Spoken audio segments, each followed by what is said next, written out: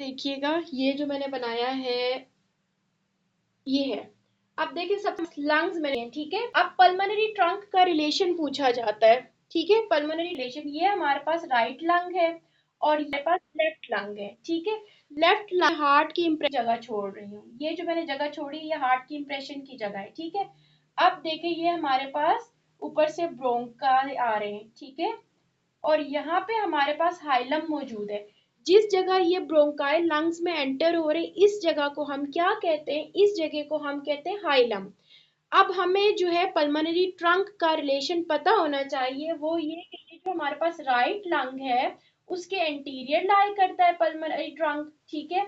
जबकि ये जो हमारे पास लेफ्ट लंग है इसके सुपीरियर लाई करता है, ठीक है, पल्मोनरी ट्रंक। तो RALS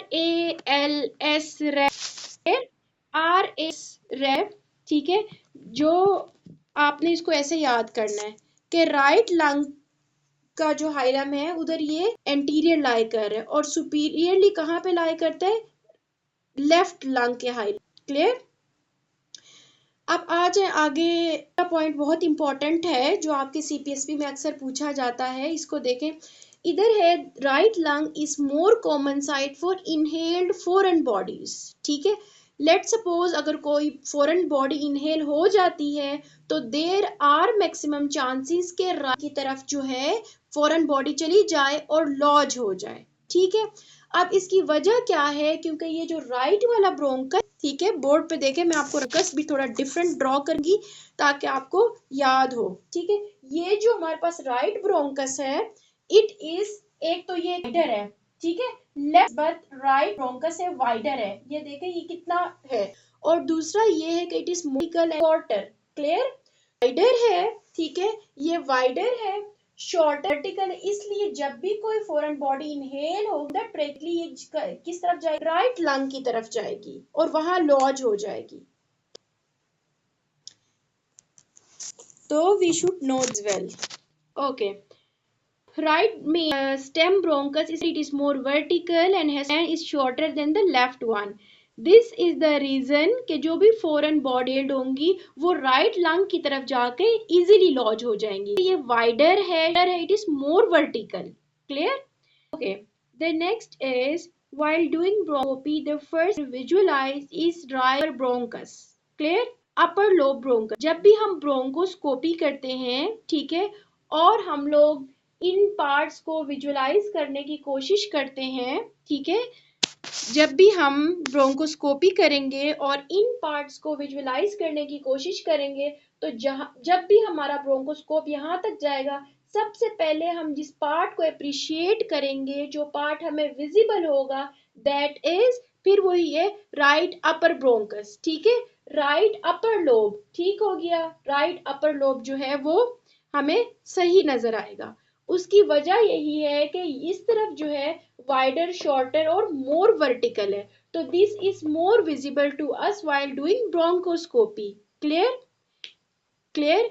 और फिर बाद में जब हम टाइमली ब्रोंकोस्कोप को नीचे लेके आएंगे तो बाकी स्ट्रक्चर्स भी हमें विजिबल होंगे।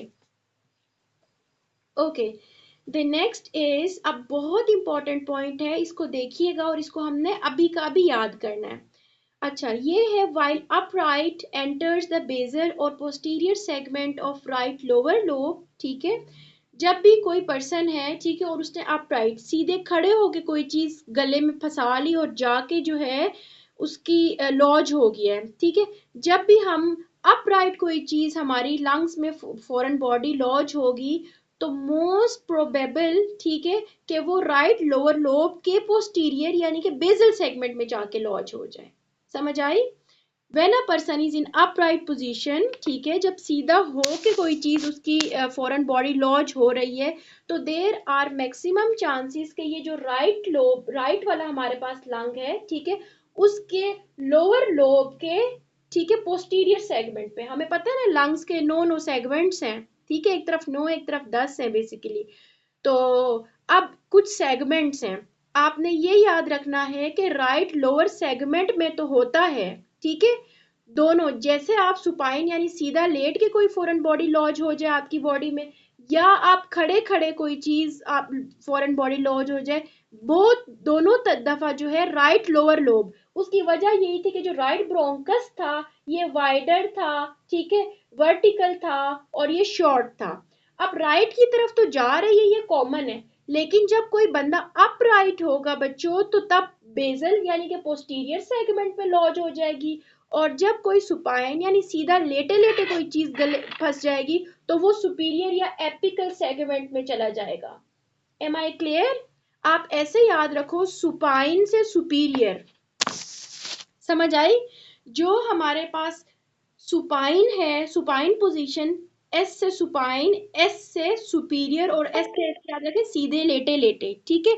तो जब भी कोई फॉरेन बॉडी सीधे लेटे लेटे जाके लॉज हो जाएगी जाएगी तो वो राइट लोअर लोब में, क्लियर, राइट लोअर लोब में तो दोनों दफा ही जाती है, लेकिन जब सीधा बंदा लेटा होगा तो सुपीरियर यानी एपिकल सेगमेंट में, जैसे मैंने आपको ड्रॉ करके दिखाया था बोर्ड पे, और जब बंदा अपराइट यानी सीधा खड़ा हुआ है और कोई फॉरेन बॉडी लॉज हो जाती है तो पोस्टीरियर यानी basal segment of the lung में जाके लॉज हो जाएगी। Are these two points clear to you? Excellent, very good.